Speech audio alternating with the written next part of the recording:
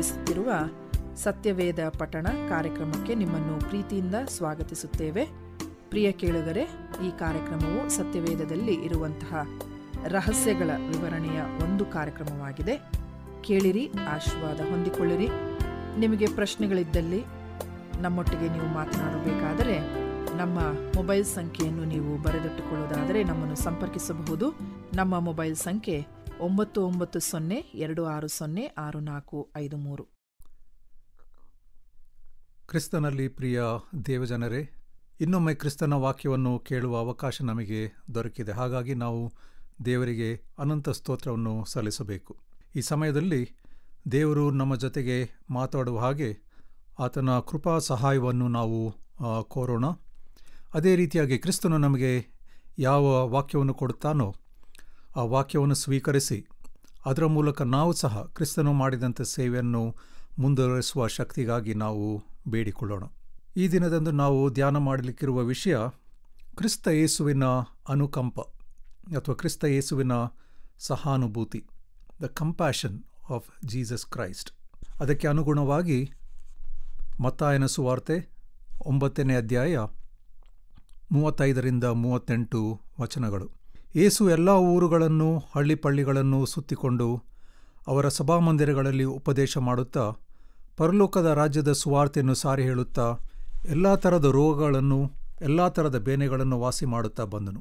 ಆದರೆ ಜನರ ಗುಂಪುಗಳನ್ನು ನೋಡಿ ಅವನು ಕುರುಬನಿಲ್ಲದ ಕುರಿಗಳ ಹಾಗೆ ತೊಳಲಿ ಬಳಲಿ ಹೋಗಿದ್ದಾರಲ್ಲ ಎಂದು ಅವರ ಮೇಲೆ ಕನಿಕರಪಟ್ಟನು. ಆಗ ತನ್ನ ಶಿಷ್ಯರಿಗೆ, ಬೆಳೆಯು ಬಹಳ, ಕೆಲಸದವರು ಸ್ವಲ್ಪ, ಆದುದರಿಂದ ಬೆಳೆಯ ಯಜಮಾನನನ್ನು ನಿನ್ನ ಬೆಳೆಗೆ ಕೆಲಸದವರನ್ನು ಕಳುಹಿಸಬೇಕೆಂದು ಬೇಡಿಕೊಳ್ಳಿರಿ ಎಂದು ಹೇಳಿದನು. ಈ ವೇದ ಭಾಗದಲ್ಲಿ ಕ್ರಿಸ್ತನ ಕನಿಕರದ ಬಗ್ಗೆ, ಕ್ರಿಸ್ತನ ಅನುಕಂಪದ ಬಗ್ಗೆ ಅಥವಾ ಕ್ರಿಸ್ತನ ಸಹಾನುಭೂತಿಯ ಬಗ್ಗೆ ಆಳವಾದ ವಿಷಯ ಇರುವುದನ್ನು ನಾವು ನೋಡ್ತೇವೆ. ಜನರು ಎಲ್ಲಿ ಮಾರ್ಗದರ್ಶನವಿಲ್ಲದೆ ಅಲೆದಾಡ್ತಾ ಇದ್ರೋ ಅಲ್ಲಿ ಯೇಸು ಸ್ವಾಮಿಗೆ ಕನಿಕರ ಬಂದು ಇವರು ಕುರುಬನಿಲ್ಲದ ಕುರಿಗಳ ಹಾಗೆ ತೊಳಲಿ ಬಳಲಿ ಹೋಗಿದ್ದಾರಲ್ಲ ಎಂದು ಯಾವಾಗಲೂ ಕನಿಕರ ಪಡ್ತಾ ಇದ್ದನು.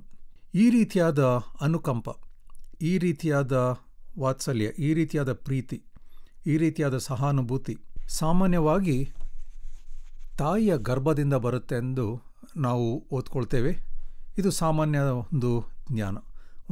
ಈ ರೀತಿಯಾದ ಅನುಕಂಪ ತಾಯಿಯ ಗರ್ಭದಿಂದ ಬರುವ ಒಂದು ವಾತ್ಸಲ್ಯ ಅಥವಾ ಅನುಕಂಪ ಎಂದು ಇದು ನಾವು ಸಾಮಾನ್ಯವಾಗಿ ತಿಳ್ಕೊಳ್ತೇವೆ.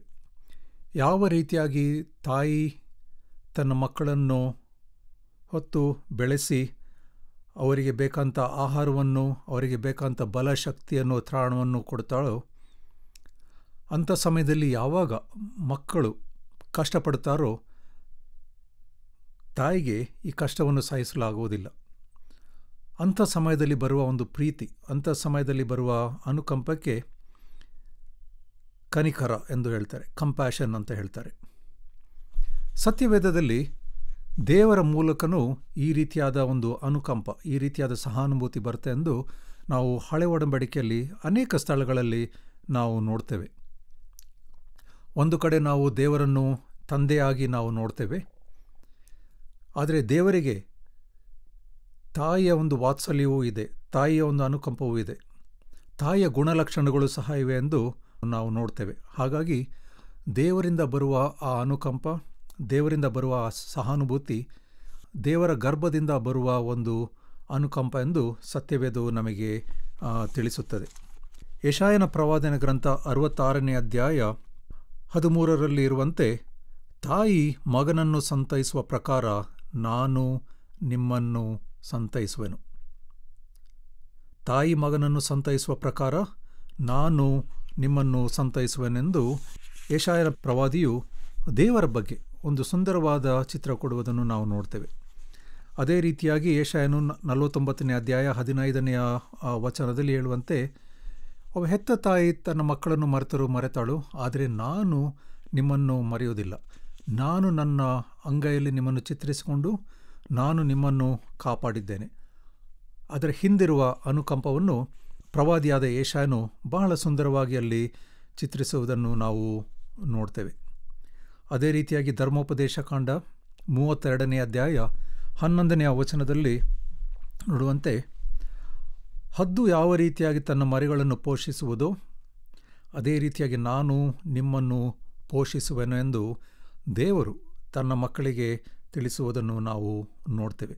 ಹೋಶೇಯನ ಪ್ರವಾದನ ಗ್ರಂಥದಲ್ಲಿ 13ನೇ ಅಧ್ಯಾಯ 18ನೇ ವಚನದಲ್ಲಿ ಅಲ್ಲಿ ಒಂದು ಪ್ರಾಣಿಯ ಒಂದು ವಾತ್ಸಲ್ಯಕ್ಕೆ ದೇವರ ವಾತ್ಸಲ್ಯವನ್ನು ಅಲ್ಲಿ ಹೋಲಿಸಲಾಗಿದೆ. ಇದು ಬರೀ ಒಂದು ವಾತ್ಸಲ್ಯವಲ್ಲ, ಯಾವಾಗ ಬೇರೆಯವರು ಬಂದು ತನ್ನ ಮಕ್ಕಳನ್ನು ಮುಟ್ಟುತ್ತಾರೋ ಆ ತಾಯಿಗೆ ಎಷ್ಟು ಕೋಪ ಬರುತ್ತದೆ ಅಂದರೆ ಅದು ಒಂದು ಕರಡಿಯ ಕೋಪಕ್ಕೆ ಹೋಲಿಕೆ ಆಗಿದೆ. ಯಾರಾದರೂ ಬಂದು ಒಂದು ಕರಡಿಯ ಮಕ್ಕಳನ್ನು ಮುಟ್ಟಿದರೆ ಆ ಕರಡಿಯಾಗೆ ಬರುವ ಕೋಪ ಅಷ್ಟಿಷ್ಟಲ್ಲ, ಅದು ಜನರನ್ನು ಹರಿದು ತಿಂದಾಕುತ್ತೆ.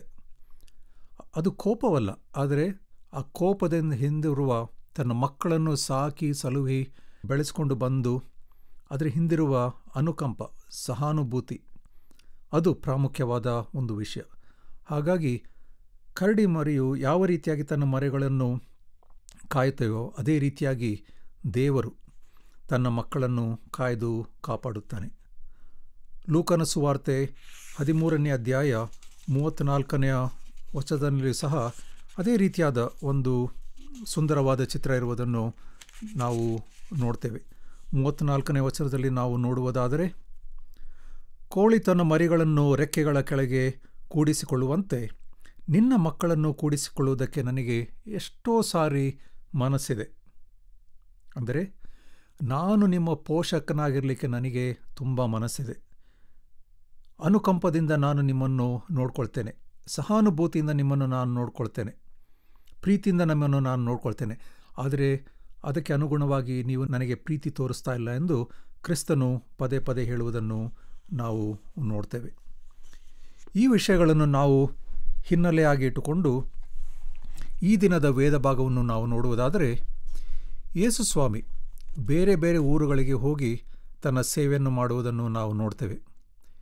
ಯೇಸು ಎಲ್ಲ ಊರುಗಳಲ್ಲಿಯೂ ಹಳ್ಳಿಪಳ್ಳಿಗಳನ್ನು ಸುತ್ತಿಕೊಂಡು ಅವರ ಸಭಾಮಂದಿರಗಳಲ್ಲಿ ಉಪದೇಶ ಮಾಡುತ್ತಾ ಪರಲೋಕ ರಾಜ್ಯದ ಸುವಾರ್ತೆಯನ್ನು ಸಾರಿ ಹೇಳುತ್ತಾ ಎಲ್ಲ ಥರದ ರೋಗಗಳನ್ನು, ಎಲ್ಲ ಥರದ ಬೇನೆಗಳನ್ನು ವಾಸಿ ಮಾಡುತ್ತಾ ಬಂದನು. ಇಲ್ಲಿ ನಾವು ವಿಶೇಷವಾಗಿ ಯೇಸುಸ್ವಾಮಿಯ ಸೇವೆಯನ್ನು ನಾವು ಗಮನಿಸಬೇಕು. ಯೇಸುಸ್ವಾಮಿಯ ಸೇವೆ ಬರೀ ಬೋಧನೆ ಮಾಡುವ ಸೇವೆ ಮಾತ್ರ ಆಗಿರಲಿಲ್ಲ. ನಾವು ಯೇಸುಸ್ವಾಮಿಯನ್ನು ಬೋಧಕನು ಅಂತ ನಾವು ಕರೆಯುತ್ತೇವೆ, ಯೇಸುಸ್ವಾಮಿಯನ್ನು ಪ್ರವಾದಿ ಅಂತ ಕರೆಯುತ್ತೇವೆ, ಯೇಸುಸ್ವಾಮಿಗೆ ಸೇವಕನು ಅಂತ ನಾವು ಕರೆಯುತ್ತೇವೆ. ಆದರೆ ಅನೇಕ ಸರಿ ನಾವು ಯೇಸುಸ್ವಾಮಿಯನ್ನು ಯೇಸುಸ್ವಾಮಿ ನಮ್ಮ ಪೋಷಕನು ಅಂತ ನಾವು ಸಾಮಾನ್ಯವಾಗಿ ಕರೆಯಲ್ಲ. ನಾವು ನಂಬ್ತೇವೆ, ನಾವು ಅರ್ಥ ಮಾಡ್ಕೊಳ್ತೇವೆ, ಯೇಸುವೆ ನೀನು ನಮ್ಮ ಪೋಷಕನೆಂದು ನಾವು ಸಾಮಾನ್ಯವಾಗಿ ಹೇಳಲ್ಲ. ಆದರೆ ಸತ್ಯವೇದದಲ್ಲಿರುವ ಒಂದು ಆತನ ಆಳವಾದ ಒಂದು ಗುಣಲಕ್ಷಣವನ್ನು ನಾವು ನೋಡುವುದಾದರೆ ಆತನೊಬ್ಬ ಪೋಷಕನು. ಯಾಕಂದರೆ ಆತನಲ್ಲಿ ಅನುಕಂಪವಿದೆ, ಆತನಲ್ಲಿ ಕರುಣೆ ಇದೆ, ಆತನಲ್ಲಿ ವಾತ್ಸಲ್ಯವಿದೆ.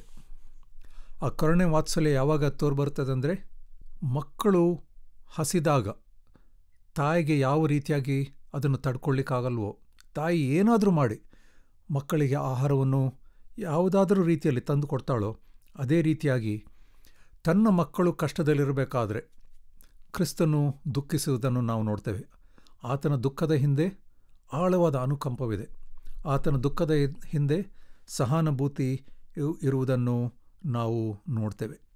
ಹಾಗಾಗಿ ಕ್ರಿಸ್ತನ ಗರ್ಭದಿಂದ ಒಂದು ರೀತಿಯಾಗಿ ನಾವೊಂದು ಕಾವ್ಯರೂಪವಾಗಿ ಹೇಳಬೇಕಾದ್ರೆ, ಒಂದು ಮಾದರಿಯಾಗಿ ನಾವು ಹೇಳಬೇಕಾದ್ರೆ, ಕ್ರಿಸ್ತನ ಗರ್ಭದಿಂದ ಈ ರೀತಿಯಾದ ಸಹಾನುಭೂತಿ, ಈ ರೀತಿಯಾದ ಅನುಕಂಪ ಹೊರಬರುತ್ತದೆಂದು ನಾವು ನೋಡ್ತೇವೆ. ಯೇಸುಸ್ವಾಮಿಯ ಜೀವನವನ್ನು ನಾವು ನೋಡಬೇಕಾದ್ರೆ ಜನರು ಆತನ ಹಿಂದೆ ಹೋಗ್ತಾ ಇದ್ರು. ಈ ಜನರೆಲ್ಲ ಯಾರು? ಸಮಾಜದಲ್ಲಿ ಗುರುತಿಲ್ಲದವರು, ಇವರೆಲ್ಲರೂ ಬಡವರು, ಇವರು ಅನೇಕರು ಅನಾಥರು, ಇವರು ಅನಾರೋಗ್ಯದಲ್ಲಿರುವವರು, ಕುಷ್ಠರೋಗದಲ್ಲಿರುವವರು, ಕುಟುಂಬವಿಲ್ಲದವರು, ಆಹಾರವಿಲ್ಲದವರು. ಅದಕ್ಕೆ ಯೇಸುಸ್ವಾಮಿ ಹೇಳ್ತಾನೆ, ಎಲ್ಲ ಕಷ್ಟಪಡುವವರೇ, ಹೊರೆ ಹೊತ್ತವರೇ, ನೀವೆಲ್ಲರೂ ನನ್ನ ಬಳಿಗೆ ಬನ್ನಿರಿ, ನಾನು ನಿಮಗೆ ವಿಶ್ರಾಂತಿಯನ್ನು ಕೊಡುವೆನು. ಇಲ್ಲಿ ವಿಶ್ರಾಂತಿ ಅಂದರೆ ಯಾವ ರೀತಿಯಾಗಿ ಕುರುಬನು ಹಸಿರುಗಾವಲುಗಳಲ್ಲಿ ತನ್ನ ಕುರಿಗಳಿಗೆ ವಿಶ್ರಾಂತಿಯನ್ನು ಕೊಡುತ್ತಾನೋ ಅದೇ ರೀತಿಯಾದ ವಿಶ್ರಾಂತಿ ಯೇಸುಸ್ವಾಮಿ ಕೊಡುತ್ತೇನೆಂದು ಇಲ್ಲಿ ಹೇಳುವುದನ್ನು ನಾವು ನೋಡ್ತೇವೆ. ಅದಕ್ಕಾಗಿ ಈ ವೇದ ಭಾಗದಲ್ಲಿ 36ನೇ ವಚನದಲ್ಲಿ, ಆದರೆ ಜನರ ಗುಂಪುಗಳನ್ನು ನೋಡಿ ಅವನು ಕುರುಬನಿಲ್ಲದ ಕುರಿಗಳ ಹಾಗೆ ತೊಳಲಿ ಬಳಲಿ ಹೋಗಿದ್ದಾರಲ್ಲ ಎಂದು ಕನಿಕರಪಟ್ಟನು. ಆ ಕುರುಬನ ವಾತ್ಸಲ್ಯ ಆ ಸಮಯದಲ್ಲಿ ಹೊರಬರುವುದನ್ನು ನಾವು ನೋಡ್ತೇವೆ. ಆ ತಾಯಿಯ ಅನುಕಂಪ, ಕೊರತೆಯಲ್ಲಿರುವವರಿಗೆ ಆಹಾರವನ್ನು ಕೊಡುವ ಒಂದು ಪ್ರೀತಿ, ಕಷ್ಟದಲ್ಲಿರುವವರಿಗೆ ಕಷ್ಟದಿಂದ ನಿವಾರಣೆ ಮಾಡುವ ಒಂದು ಮನಸ್ಸು, ರೋಗದಲ್ಲಿರುವವರಿಗೆ ಒಳ್ಳೆಯ ಆರೋಗ್ಯವನ್ನು ಕೊಡುವ ಆ ವೈದ್ಯನ ಮನಸ್ಸು, ಈ ಎಲ್ಲ ಮನಸ್ಸಿನ ಹಿಂದೆ ಆತನ ಅನುಕಂಪವಿದೆ. ಅನುಕಂಪಕ್ಕೆ ಅನೇಕ ಸಾರಿ ಬೇರೆ ಪದವಿಲ್ಲ. ಅದನ್ನು ದೈವಿಕ ಪ್ರೀತಿ ಅಂತ ನಾವು ಕರಿಬೋದು.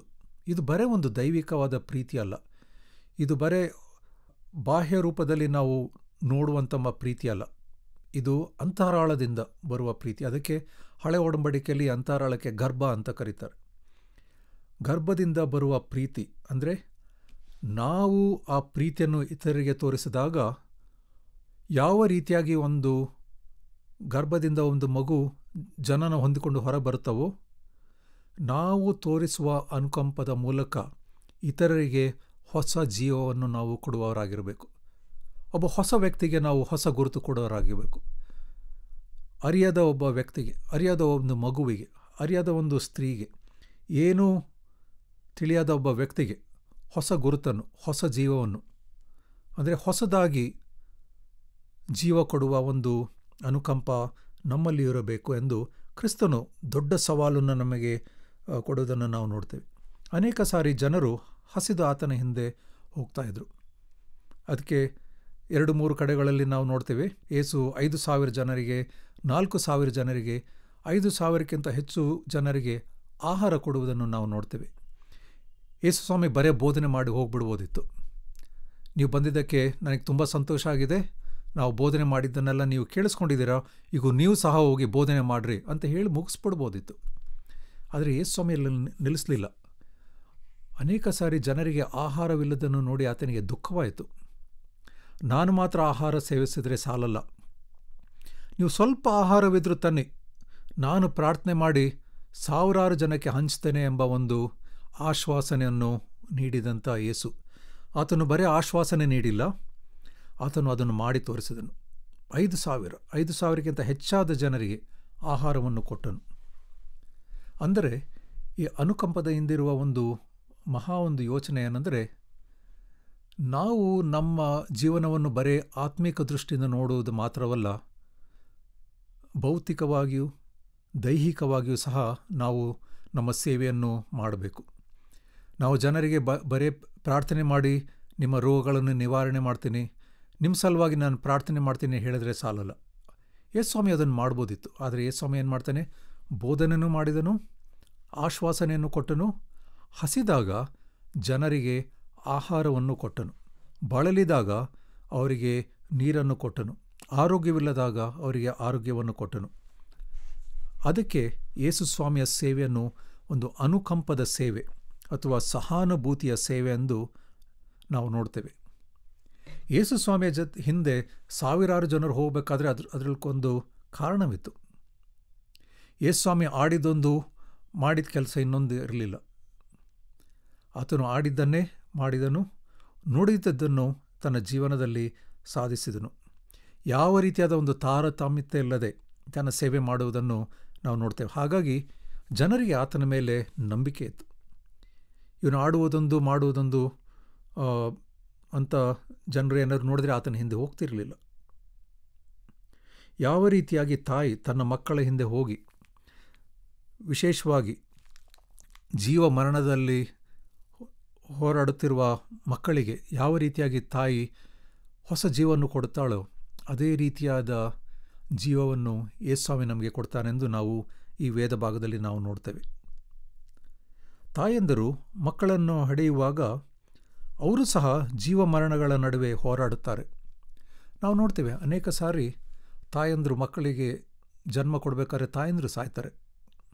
ಆದರೆ ಅನೇಕ ಸಾರಿ ನಾನು ಸತ್ರೂ ಪರವಾಗಿಲ್ಲ, ನನ್ನ ಮಗು ಬದುಕಲಿ ಎಂದು ಅನೇಕ ತಾಯಂದರು ಹೇಳಿದ್ದಾರೆ. ಅದು ಅಷ್ಟು ಸುಲಭವಾಗಿ ಆ ಯೋಚನೆ ಎಲ್ರಿಗೂ ಬರಲ್ಲ. ಅದು ಒಂದು ತಾಯಿಗೆ ಮಾತ್ರ ಬರ್ತದೆ. ಯಾಕಂದರೆ ಆ ಗರ್ಭದಿಂದ ಬರುವ ಅನುಕಂಪ, ಆ ಗರ್ಭದಿಂದ ಬರುವ ಪ್ರೀತಿ, ಅದಕ್ಕೆ ಸಮಾನವಾದ ಪ್ರೀತಿ ಇನ್ನೊಂದಿಲ್ಲ. ಅದು ಒಂದು ತ್ಯಾಗದ ಪ್ರೀತಿ, ಪ್ರಾಣವನ್ನೇ ತ್ಯಾಗವಾಗಿ ಕೊಡುವ ಒಂದು ಪ್ರೀತಿ. ಆ ರೀತಿಯಾದ ಪ್ರೀತಿ ಯೇಸುಸ್ವಾಮಿ ಕೊಡ್ತಾನೆ. ಯೇಸುಸ್ವಾಮಿ ಯಾವ ರೀತಿಯಾದ ಅನುಕಂಪವನ್ನು ತೋರಿಸಿದನು? ಜನರ ರಕ್ಷಣೆಗಾಗಿ, ಜನರ ಒಳಿತಿಗಾಗಿ ತನ್ನ ಪ್ರಾಣವನ್ನೇ ಕೊಡುವುದನ್ನು ನಾವು ನೋಡ್ತೇವೆ.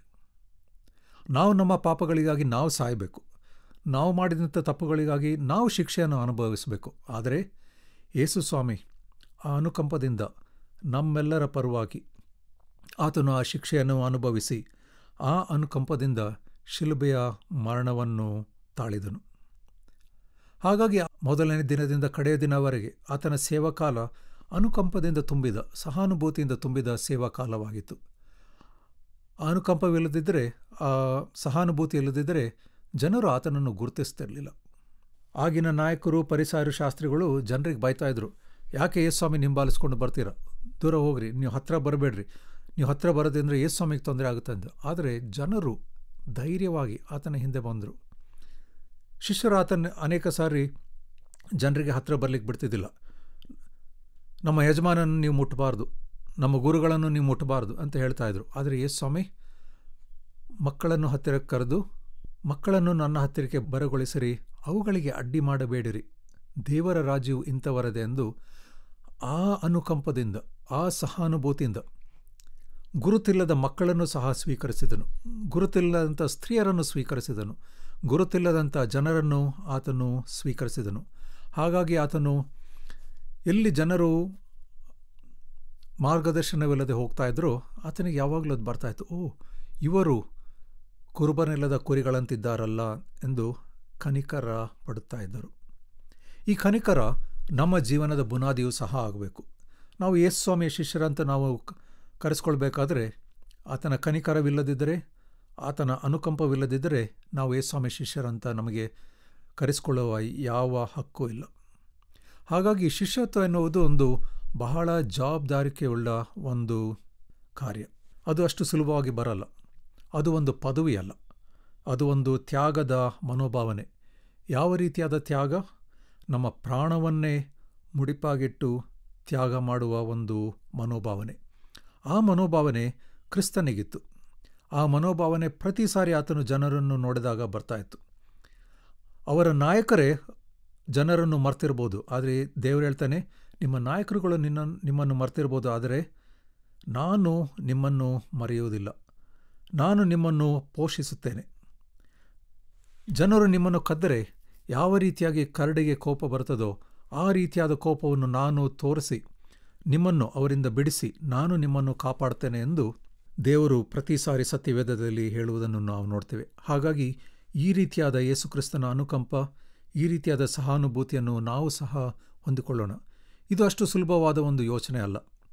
ಆದರೆ ಇದನ್ನು ನಾವು ಕ್ರಮೇಣವಾಗಿ ಬೆಳೆಸ್ಕೊಂಡು ಬಂದರೆ, ಆ ದಿಟ್ಟಿನಲ್ಲಿ ನಾವು ನಡೆಯುವುದಾದರೆ, ಆ ಯೋಚನೆಯಲ್ಲಿ ನಮ್ಮನ್ನು ನಾವು ಬಲಪಡಿಸಿಕೊಳ್ಳುವುದಾದರೆ, ನಮ್ಮಲ್ಲಿಯೂ ಸಹ ಆ ಅನುಕಂಪ, ಆ ಸಹಾನುಭೂತಿ ಬರ್ತದೆ. ಇದರ ಮೂಲಕ ನಾವು ಕ್ರಿಸ್ತನ ಸೇವೆಯನ್ನು ಮುಂದುವರೆಸುವರಾಗ್ತೇವೆ. ಹೀಗಾಗುವಂತೆ ದೇವರು ನಮ್ಮೆಲ್ಲರನ್ನು ಆಶೀರ್ವದಿಸಲಿ. ಆ ಧೈರ್ಯವನ್ನು, ಆ ಶಕ್ತಿಯನ್ನು, ಆ ಬಲವನ್ನು ನಮಗೆ ದಯಪಾಲಿಸಲಿ. ಪ್ರಾರ್ಥನೆ ಮಾಡೋಣ. ಮಹಾಕರುಣೆಯುಳ್ಳ ಕರ್ತನೆ, ನಿನ್ನಲ್ಲಿರುವ ಕರುಣೆಯನ್ನು ನಮ್ಮಲ್ಲಿಯೂ ಇರಿಸು, ನಿನ್ನಲ್ಲಿರುವ ಸಹಾನುಭೂತಿಯನ್ನು ನಮ್ಮಲ್ಲಿಯೂ ಇರಿಸು. ಜನರು ನಮ್ಮನ್ನು ನೋಡಿದಾಗ ಜನರು ಕ್ರಿಸ್ತನನ್ನು ನೋಡಿದಂತಾಗಲಿ ಸ್ವಾಮಿ. ನಮ್ಮ ಮೂಲಕ ನಿನ್ನ ಶಕ್ತಿ, ನಿನ್ನ ಪ್ರೀತಿ, ನಿನ್ನ ವಾತ್ಸಲ್ಯ ಯಾವಾಗಲೂ ಹಬ್ಬಲಿ ಸ್ವಾಮಿ. ನಾವು ನಿನ್ನ ಶಿಷ್ಯರಂತ ಕರೆಸಿಕೊಳ್ಳುವುದು ಮಾತ್ರವಲ್ಲ, ನಾವು ನಿನ್ನಂತೆ ಸೇವೆ ಮಾಡಲಿಕ್ಕಾಗುವಂಥ ಮನಸ್ಸನ್ನು ನಮಗೆ ದಯಪಾಲಿಸು.